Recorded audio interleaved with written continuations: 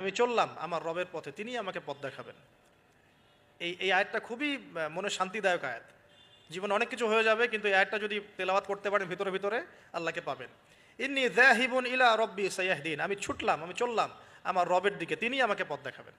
রব্বি হাবলি মিনাস সালিহিন, আল্লাহ আমাকে সুসন্তান দান করুন, সালেহীন সন্তান দান করুন।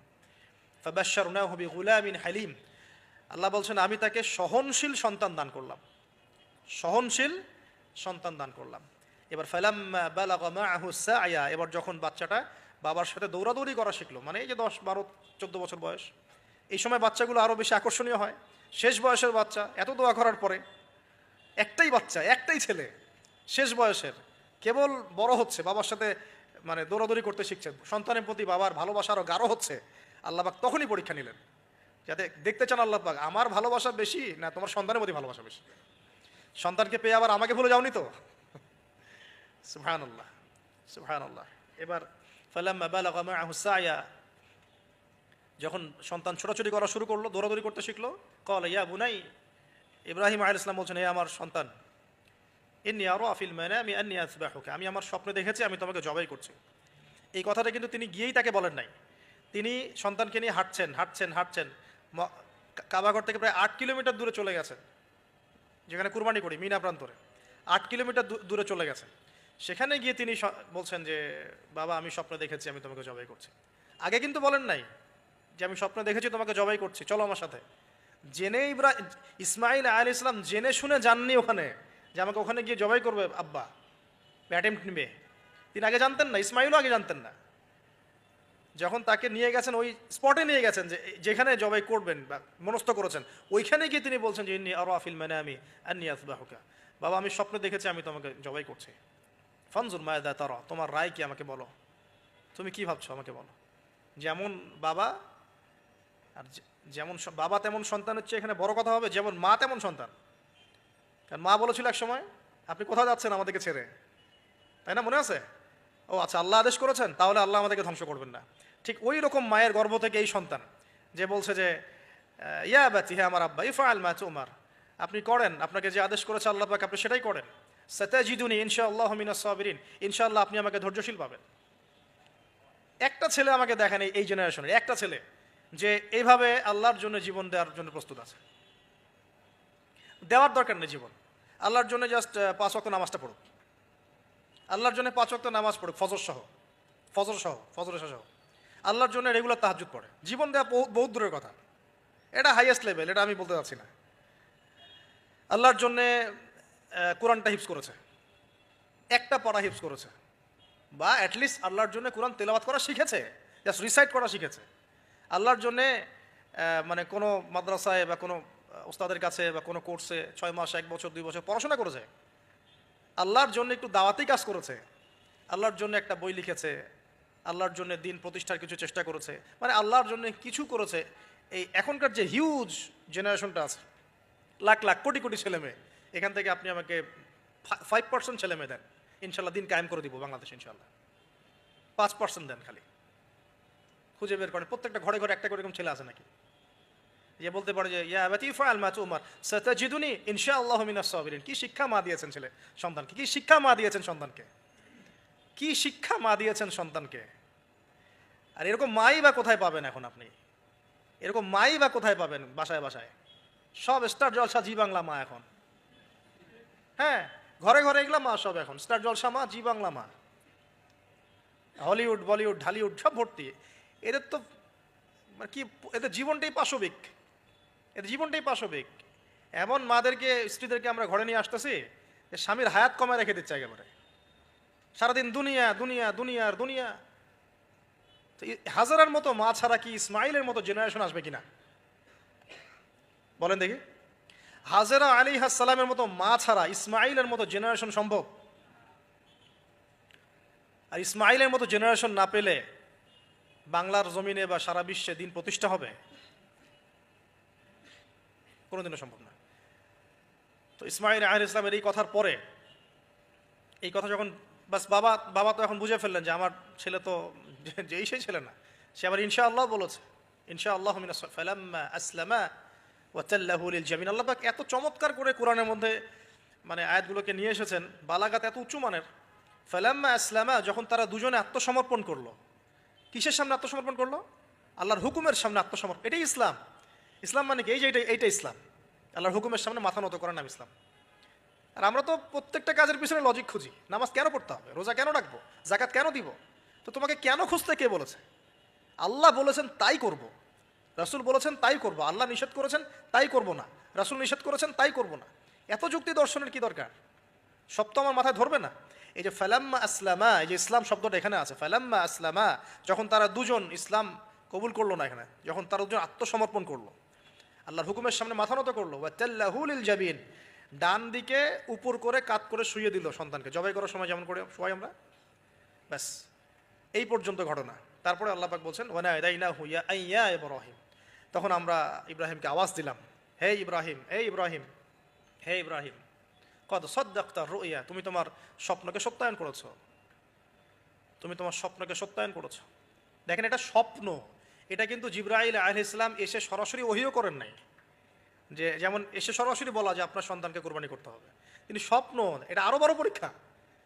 কারণ স্বপ্ন, শয়তান ওই সময় 3 বার পাথর নিক্ষেপ করেছে না, শয়তান বোঝানোর চেষ্টা করেছে এটা তো স্বপ্ন, ভুলও হতে পারে, এটা তো স্বপ্ন, মিথ্যা স্বপ্ন দেখতে পারো।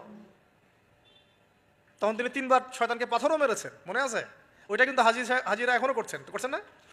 দেখেন আরো বড় পরীক্ষা, এখানে কিন্তু সরাসরি জিবরাইল আলাইহিস সালাম এসে বলেন না যেটা করেন, বরং স্বপ্নের মধ্য দিয়ে মেসেজ দেওয়া হচ্ছে। এখন তো আমরা অনেকে স্বপ্নের স্বপ্নের অস্তিত্ব অস্বীকার করি। স্বপ্ন সত্য হতে পারে অনেকেরই, অমুসলিমেরও স্বপ্ন সত্য হতে পারে। ইউসুফ আলাইহিস সালামের ওই 2 বন্দী মুসলিম ছিলেন না যারা স্বপ্ন দেখেছিলেন যে আমার মাথা থেকে রুটি খেয়ে ফেলা হচ্ছে, আমি শরাব পান করাচ্ছি, তারা কিন্তু মুসলিম ছিলেন না। ওই রাজাও মুসলিম ছিল না যে রাজা স্বপ্ন দেখেছে দুর্ভিক্ষ হবে। তো স্বপ্নের সত্যতা আছে, তবে সেটা সত্য স্বপ্ন একরকম, মিথ্যা অলিক স্বপ্ন আরেক রকম। আর নবীগণের স্বপ্ন কি হয়? ওয়াহি হয়। নবীগণের স্বপ্ন এক প্রকার, ওয়াহি হয়। এবার যখন পাশ ফিরিয়ে দিলেন, আল্লাহ পাক ডাকলেন, ফানাদাইনাহু ইয়া ইব্রাহিম কদ সাদ্দাকতা রুইয়া, আপনি আপনার স্বপ্নকে সত্যায়ন করেছেন। কদ সাদ্দাকতা রুইয়া, এটা ছিল আল্লাহর পক্ষ থেকে একটা বড় পরীক্ষা। ওয়াফাদাইনাহু বিযিবহিন আযীম, এখানে আসছে এটা, ওয়াফাদাইনাহু বিযিবহিন আযীম। এরপর আল্লাহ পাক সেখানে একটা মহান কুরবানি দিলেন, এই যে আমাদের কুরবানির সুন্নাত আসলো। ওয়া তারাকনাহু লিল আখিরিন, এবং পরবর্তীদের জন্য এই সুন্নতটাকে আমি রেখে দিলাম। সুবহানাল্লাহ, মানে কিয়ামত পর্যন্ত এখন এই সুন্নাত থাকবে ইনশাআল্লাহ। কদ সাদ্দাকতা রুইয়া ইন্না কাযালিকা নাজজিল মুহসিনিন ইন্না হাযা লাহুয়াল বালাউল মুবিন। হ্যাঁ, وفديناه بذبح عظيم وتركناه للآخرين سلام على إبراهيم। এবার শেষে আসছে যে ইব্রাহিম আলাইহিস সালামের প্রতি শান্তি বর্ষিত হোক, সালামুন আলা ইব্রাহিম। আমরা বলি সালামুন আলা ইব্রাহিম আলাইহিস সালাম। এবার পরীক্ষায় পাশ, আল্লাহ রাব্বুল আলামিন সব পরীক্ষায় যখন ইব্রাহিম আলাইহিস সালাম পাশ করে গেলেন, তখন তাকে জাতির পিতা ঘোষণা করলেন। মনে আছে? ওয়াইদ ইবতালা ইব্রাহিমা রাব্বাহু বিকালিমাত, যখন আল্লাহ রাব্বুল আলামিন ইব্রাহিমকে বহু পরীক্ষা করলেন, অনেকগুলো পরীক্ষা করলেন, যখন ফালাম্মা আতাম্মাহুন্না, যখন তিনি পরীক্ষায় উত্তীর্ণ হয়ে গেলেন, তখন আল্লাহ পাক বলেন ইন্নী জাইলুকা লিন-নাসি ইমামা, আমি তোমাকে পুরো মানব জাতির ইমাম বানিয়ে দিলাম। সুবহানাল্লাহ। এখান থেকেই আমরা বলছি যে তিনি হচ্ছেন পুরো মুসলিম উম্মার কি জাতির পিতা। এবার আসেন, পরীক্ষা শেষ, পুরস্কার লাগবে। পুরস্কার কি? পুরস্কার হচ্ছে এখন ছেলে আর বাবা মিলে এখন কাবা ঘর বানাও তোমরা। সুবহানাল্লাহ, কত বড় সম্মান! আল্লাহ পাকের ঘর নির্মাণ করো বাবা ছেলে মিলে, বাস ছেলে বাবা মিলে কাবা ঘর নির্মাণ করছে। দেখেন এই স্মৃতিটাও কত মধুর, ছেলে বাবা মিলে কাবা ঘর নির্মাণ করছে। দেখেন, হ্যাঁ, ওয়াতাহির বাইতি লিত-তাইফিনা ওয়াল আকিফিনা ওয়া রুকআইস সুজুদ, আমার এই ঘরটাকে কি করো, পবিত্র রাখো তাওয়াফকারীর জন্য, ইতিকাফকারীর জন্য, নামাজ পড়বে যারা। এখনো সেটা চলছে, কিন্তু এখনো চলছে। এরপরে বানানো শেষ, তখন দুজনে দোয়া করছেন, দুটো দোয়া, রব্বানা তাকাব্বাল মিন্না ইন্নাকা আনতাস সামিউল আলিম। এটা আমরাও দোয়া করি, রব্বানা তাকাব্বাল মিন্না ইন্নাকা আনতাস সামিউল আলিম ওয়া তুব আলাইনা ইন্নাকা আনতাত তাওয়াবুর রহিম। এটা একটা দোয়া করেছেন। রব্বানা ওয়াবআথ ফীহিম রাসূলাম মিনহুম ইয়াতলু আলাইহিম আয়াতিকা ওয়া ইউআল্লিমুহুমুল কিতাবা ওয়াল হিকমা ওয়া ইউযাক্কিহিম ইন্নাকা আনতাল আজিজুল হাকীম। এই দুটো দোয়া তিনি করেছেন ওখানে। তো দোয়া শেষ, কাবা ঘর নির্মাণ করা শেষ।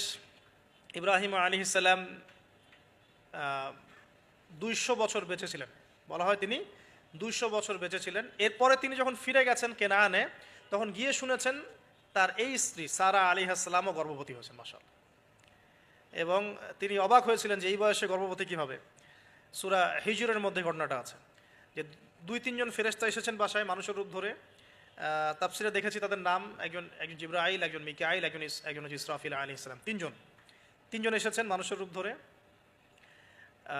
এবং ইব্রাহিম আলাইহিস সালাম বাছুর ভুনা করে দিয়েছেন খেতে। ইব্রাহিম আলাইহিস সালামকে কিন্তু এই জন্য বলা হয় মেহমানদের পিতা, মেহমানদেরও পিতা বলা হয়। খুবই মেহমানদারি করতেন তিনি, খুব বেশি মেহমানদারি করতেন। আরবে এই ট্রেডিশনটা এখনও আছে, মেহমানদারি করানোর ট্রেডিশনটা এখনও আছে। তো তারা হাত বাড়িয়ে খাচ্ছে না, এটা দেখে তিনি ভয় পেলেন। তখন তিনি বললেন যে ভয় পাওয়ার কোনো কারণ নাই। তারা বললেন ভয় পাওয়ার কোনো কারণ নাই, আমরা এসেছি লুতের কওমের কাছে, ওই কওমের উপরে আযাব অবধারিত হয়ে গেছে এবং আমরা এখানে সেখানে আল্লাহর গজব ফেলবে। তো এরপরে কি হলো ওটা তো আপনারা জানেন। এখানে সুসংবাদ দিয়েছিলেন যে আপনার স্ত্রী সারা তিনি সন্তান জন্ম দিবে ইনশাআল্লাহ। তো সারা আলাইহিস সালাম তিনি অবাক হয়েছেন যে এই বয়সে কীভাবে। তখন তারা বলেছেন আল্লাহর রহমত থেকে কি আপনি অবাক হচ্ছেন। তার গর্ভে এরপরে জন্ম নিল ইসহাক আলাইহিস সালাম। ইসহাক আলাইহিস সালামের পরে আসছে ইয়াকুব আলাইহিস সালাম। তারপরে ইয়াকুব আলাইহিস সালামের আরেকটা নাম হচ্ছে ইসরাইল, তার নামে পুরো কওমের নাম বনু ইসরাইল। তারপরে ইউসুফ, ইউনুস, এই যে এভাবে ট্রেন্ড চলতে থাকে। বলা হয় যে 1,24,000 নবী রসুলের মধ্যে, বলা হয় 1,24,000 নবী রসুলের মধ্যে বেশিরভাগ নবী এই বংশে এসেছে আর কি। তাহলে দেখেন যে নারীর সন্তান হচ্ছিল না দীর্ঘদিন ধরে, সেই নারী হয়ে গেলেন নবীগণের মা। সেই নারী হয়ে গেলেন কি আল্লাহ পাকের রহমত। তাহলে তাদের পরিবারে কত পরীক্ষা, কত ট্র্যাজেডি, কত রহমত, কত আল্লাহ পাকের মারেফত, অলৌকিকতা। তো এই সব কিছু মিলিয়ে হচ্ছে আমাদের এই যে আপনার জিলহজের 10 দিন, কুরবানি, আমাদের হজ, আমাদের ওমরা, আমাদের তাওয়াফ, আমাদের সাই, আমাদের কুরবানি, যে আমাদের পাথর নিক্ষেপ করা, এই পুরো বিষয়গুলো ইব্রাহিম আলাইহিস সালামের এই মহান জীবনের সাথে সম্পৃক্ত আছে।